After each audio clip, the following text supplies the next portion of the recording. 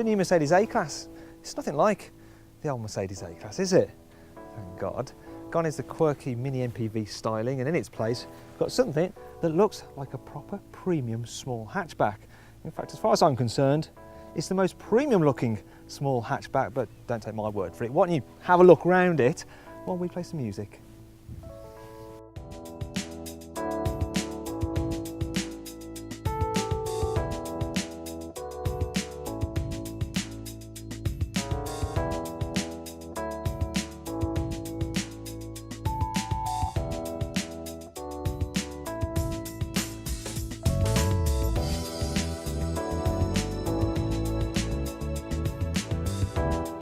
Do you know what? I think that's the longest I've gone in any car buy review without saying something, but then this car does pretty much speak for itself.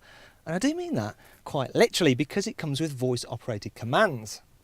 Please repeat. I said it come with voice operated commands. Now can you be quiet while I get on with the rest of this review? Anyway, that brings us on to equipment, and all A-classes come with this rather nice tablet style display. Now, unlike a normal tablet, it's not touchscreen, which is a bit of a shame. However, you do control it using this swivel wheel, and it's fairly easy to use. The system also includes Bluetooth for your mobile phone and USB connectivity. For an extra £400, you can add full iPhone connectivity, and when I say full, I really do mean full, because with that system, what you've got is the most connected car that you can buy. You can download a special Mercedes app from the iTunes store, and it allows you to control some of your phone's features through the car. Though for safety reasons, it limits what you can do while you're driving. The program also includes internet radio and sat-nav with Europe-wide mapping. This means you don't have to spend £2,100 on the Mercedes command navigation system. My favourite thing about the app is that it allows you to keep abreast of what's happening in the social network. So I've got my Twitter account connected to the car now, and I can look at some of the tweets from the people I'm following. And it'll even read out their tweets for me if I want it to. Now, if I get bored of Twitter, which is easily done actually, you can go into Facebook. And earlier on, just before I started this review, I took a picture of myself with this car and posted it on my Facebook page. And look, we can check that out now. There we go, me and the A-Class, very nice. And along with the picture, I asked people to give me their comments on what they think of this new A-Class. And, well, we'll come back to that later in the review and see what they said about this car.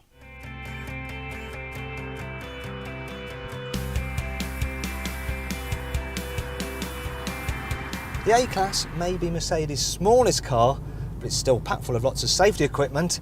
For instance, the 7 airbags in here, you've got ESP anti-skid control to prevent an accident in the first place, and Mercedes attention assist, which can spot if you're starting to nod off behind the wheel and will warn you. And I've inadvertently triggered it before in a different Mercedes, not this one, so I can vouch that it works.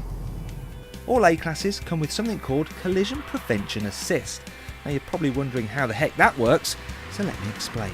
The car is fitted with a forward-facing radar, and it can tell if you're getting too close to the car in front. And if you are, you'll get this warning sign in your speedometer. Now if you do nothing about it and don't react, and your closing speed increases, then you'll get this audible warning. Obviously at that point you stamp on the brakes, but often what happens is people don't press the brake pedal as hard as they can, and the system knows this, and so it gives you full braking performance when your foot goes on the pedal to make sure that you minimise your impact. In fact, it can even prevent the accident entirely.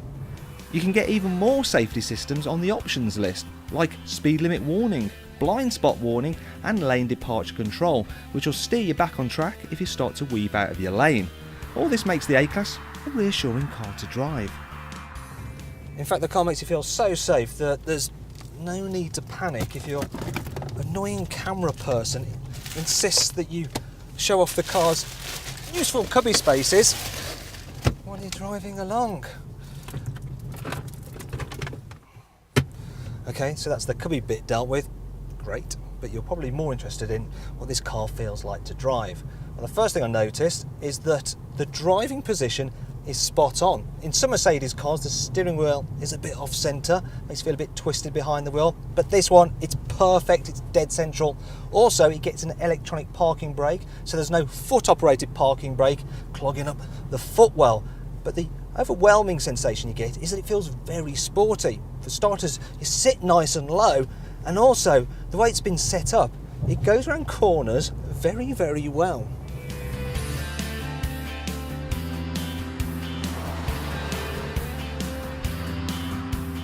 So then, what about the engines? Well, the good news is they're all pretty impressive actually. You can get a diesel which will return 74 miles per gallon, and it emits under 100 grams per kilometre of carbon dioxide, so it's free from road tax. In fact, it's the first Mercedes that emits under 100 grams per kilometre. This car though, it's the A250 AMG Sport, and it has a 2-litre turbo petrol engine which is good for 0 to 60 in under 7 seconds. However, that brings me on to this car's downsides, because the AMG Sport versions feature lowered stiffened suspension, and the ride on them is just so jarring that there's no way any improvement in handling is worth the trade-off in comfort. And anyway, this car isn't as much fun to drive as a rear-wheel drive BMW 1 Series, especially as the steering, well, it's just not as sharp as the BMWs. And I'd also avoid the 7-speed automatic gearbox, because it can be a little bit slow to respond at times, and it's not as good as the automatic gearbox you get in the Audi A3. Sorry Mercedes, but it's just not.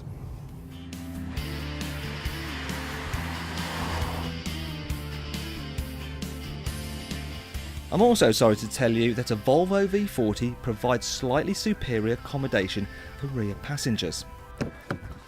The first thing you notice when getting into the back is that this wheel arch does make it a little bit more tricky to clamber aboard.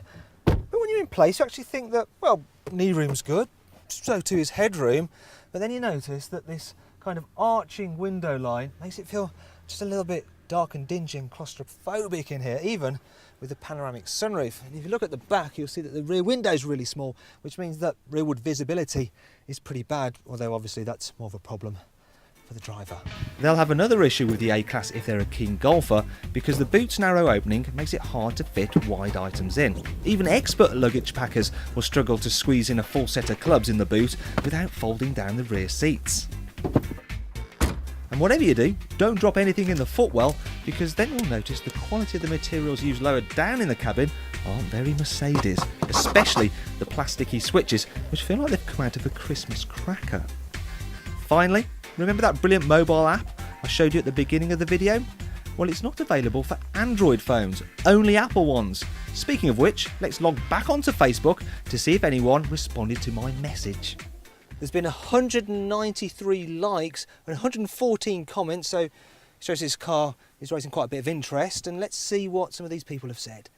Well, Shane Pegus says, "Whoa, looks sexy." I think he's talking about the car, not me in that picture. Anyway, let's try somebody else. So, let's have a look who we got. Let's try Zane Khan. Now, Zane says, "It's 1,000 times better than the previous A-Class." However, he goes on to say that overall he thinks the BMW 1 Series would be better, although to be fair, he does have a BMW M5 as his avatar. Let's try someone else then, maybe someone a bit more impartial. So let's have a scan down and see what we can find. Right, so we've got Jacob Kirkerson, and let's have a look what he says. "It is unique and better looking than the BMW 1 Series." That's good. Let's try someone else. Okay, Doogie Campbell. No, I'm not going to read that out. It's just rude, and it's not really about the car. It's about me anyway. So let's just try one last person. Felix Weisner. Let's see what he has to say. Felix says, "Awesome vehicle." And on that note, I think we'll end this review.